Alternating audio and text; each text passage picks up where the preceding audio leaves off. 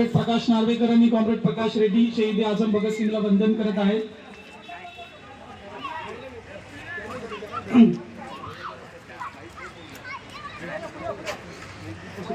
प्रकाश नार्वेकर.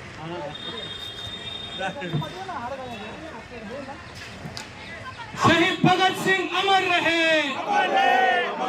अरे शहीद भगत सिंह अमर रहे, अरे शहीद भगत सिंह अमर रहे, अरे शहीद भगत सिंह अमर रहे, अरे इनकलाब जिंदाबाद, अरे इनकलाब जिंदाबाद. अबुदाबी शाखेच्या वतीने की आपण खेळा हे भगतसिंगाचं मैदान आहे. नावात भगतसिंगाचं नाव दिलेलं आहे. आपण भगतसिंगाचा वारसा घ्या आणि असाच एवढं बोलून मी आपलं मनोगत पूर्ण करतो. महाराष्ट्राच्या सचिव मंडळाचे सदस्य कॉम्रेड प्रकाश रेड्डी इथे उपस्थित आले. अबुदानगर शाखेच्या वतीने त्यांचे अभिनंदन.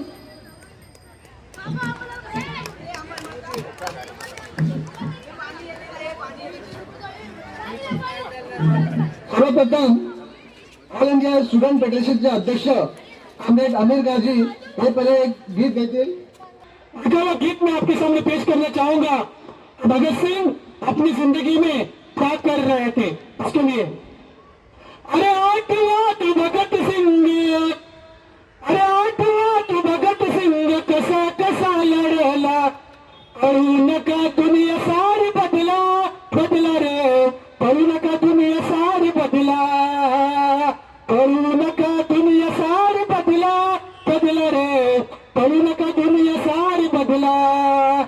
अरे भारत मातेची आम्ही सारी लेकरे, देशासाठी स्वप्नाला मारली ठोकर, त्यांच्या विचारांवर चाला, चाल रे पळू नका दुनिया सारी बदला.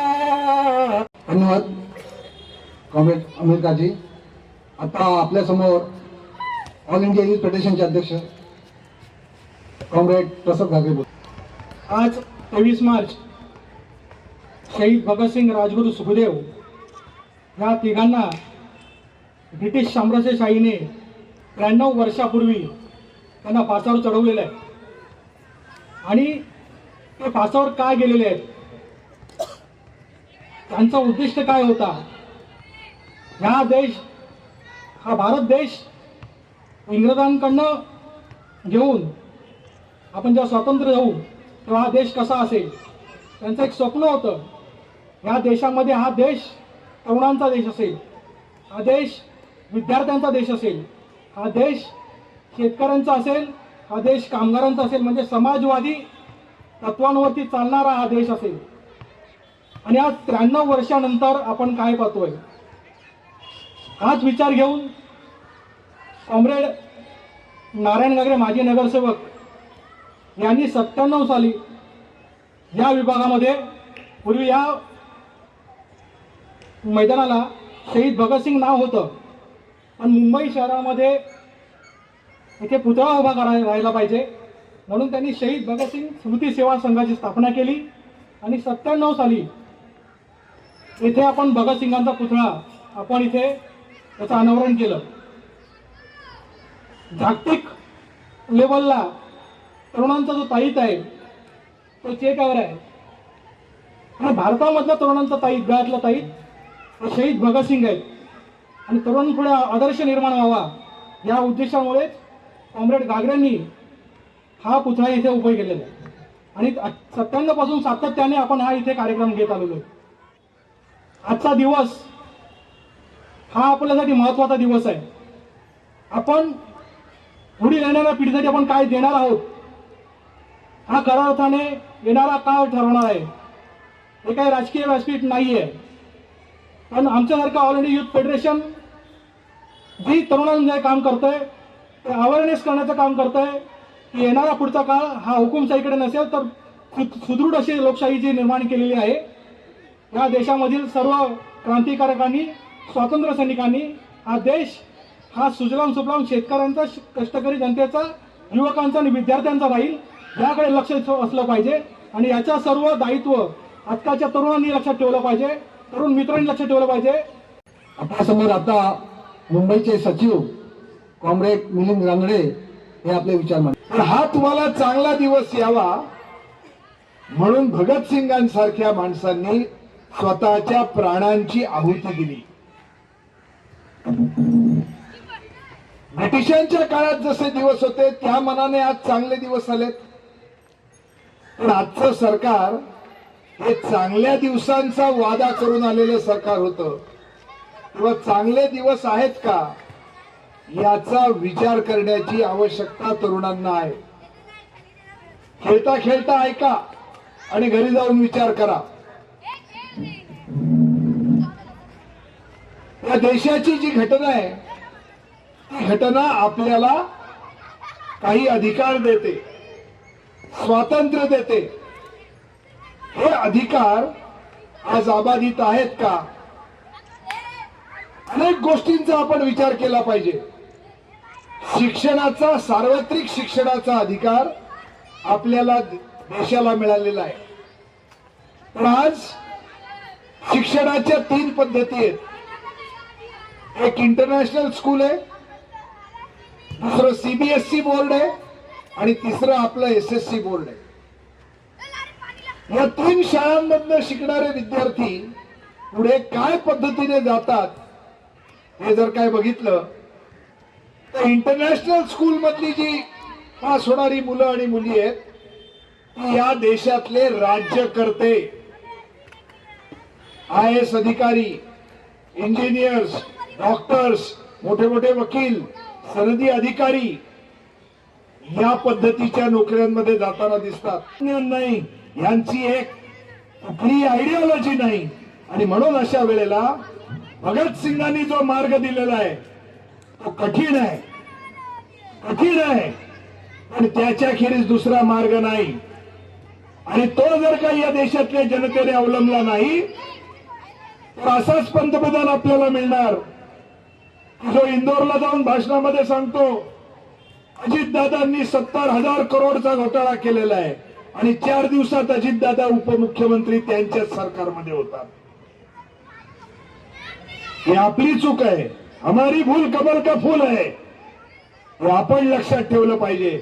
आणि म्हणून भगतसिंगांच्या मार्गाने जायचं असेल तर प्रत्येकाने शहीद व्हायला पाहिजे असं नाही, पण काय योग्य काय अयोग्य, काय सही आणि काय वाईट, त्यातला मार्ग समाजाच्या विकासाचा कोणता आणि मुठभरांच्या विकासाचा कोणता हे ठरवण्याची क्षमता आपण आणली पाहिजे. आणि ती क्षमता आणण्यासाठी भगतसिंग वाचले पाहिजेत एवढंच या निमित्ताने सांगतो. जय भीम, लाल सलाम. धन्यवाद. आता आपल्या समोर महाराष्ट्राचे सचिव सदस्य कॉम्रेड प्रकाश रेड्डी आपल्या समोर आपले मनोगत मांडले.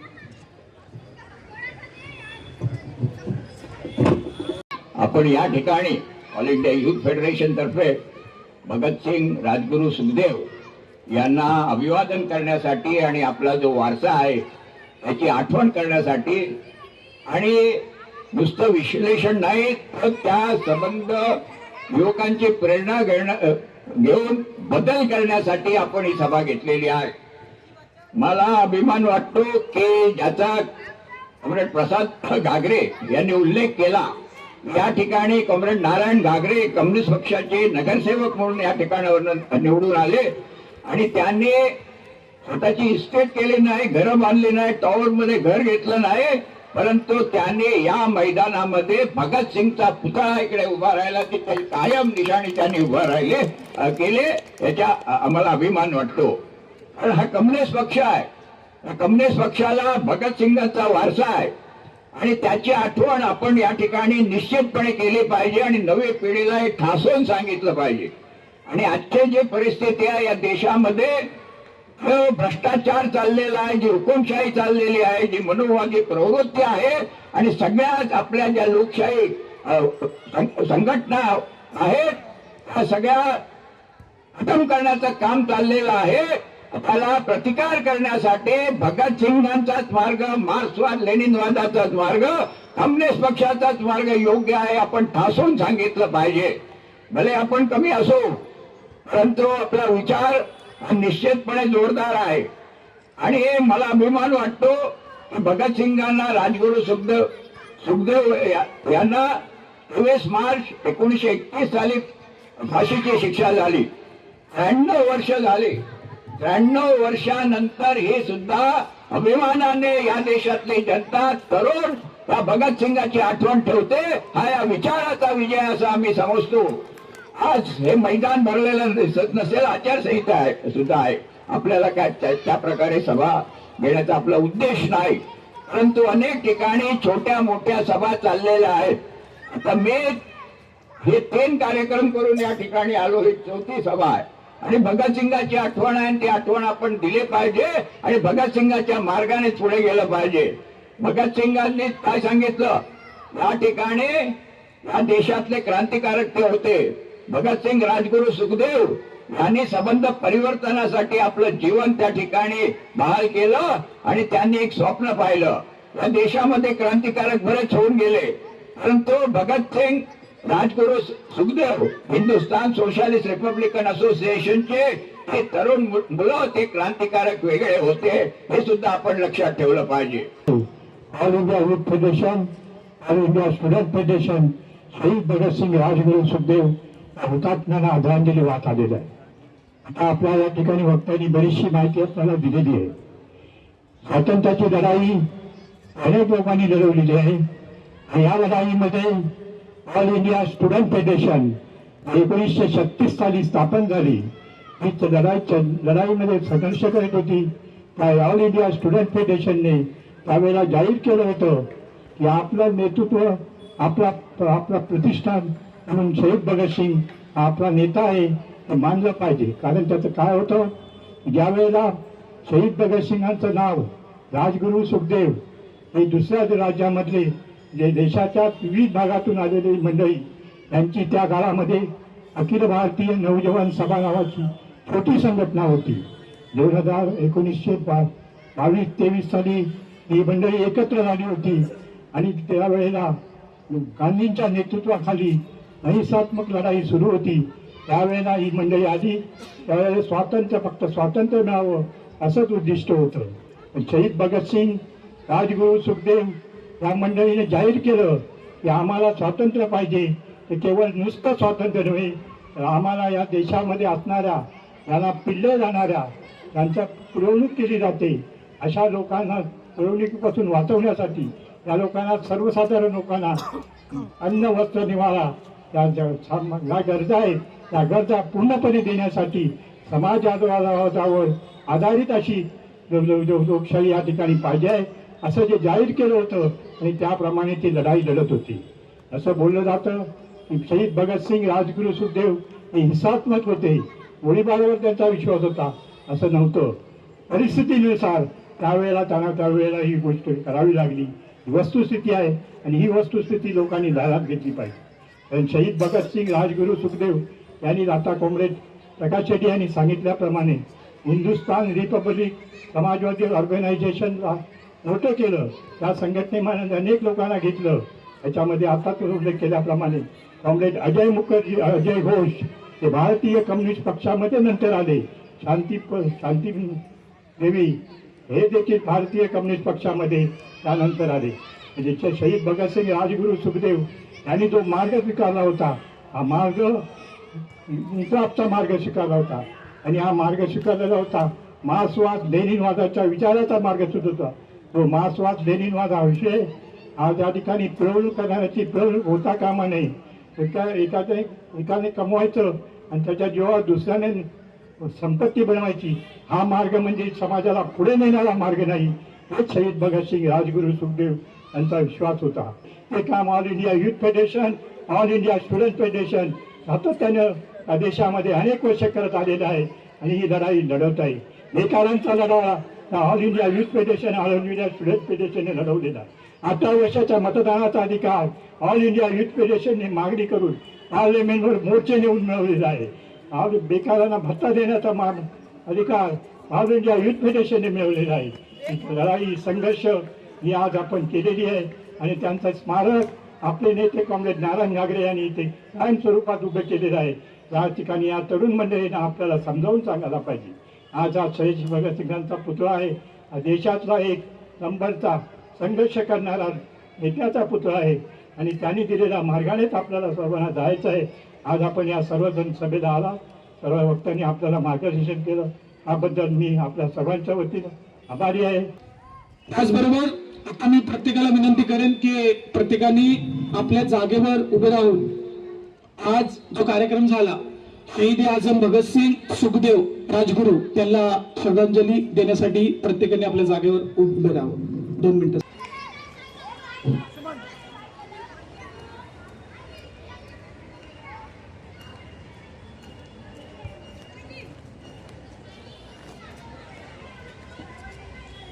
शहीद भगत सिंह अमर रहे, अरे शहीद सुखदेव अमर रहे, शहीद राजगुरु अमर रहे, सारे शहीदों को लाल सलाम, इनकलाब जिंदाबाद, इनकलाब जिंदाबाद, शहीद भगत सिंह जिंदाबाद, शहीद राजगुरु जिंदाबाद, शहीद सुखदेव जिंदाबाद, लाल झंडा लाल सलाम, लाल झंडा लाल सलाम, सारे कांग्रेस को लाल सलाम. खूप खूप धन्यवाद सर्वांचं. इस वीडियो को लाइक करें, हमारे चैनल को सब्सक्राइब करें और बेल आइकन जरूर प्रेस करें.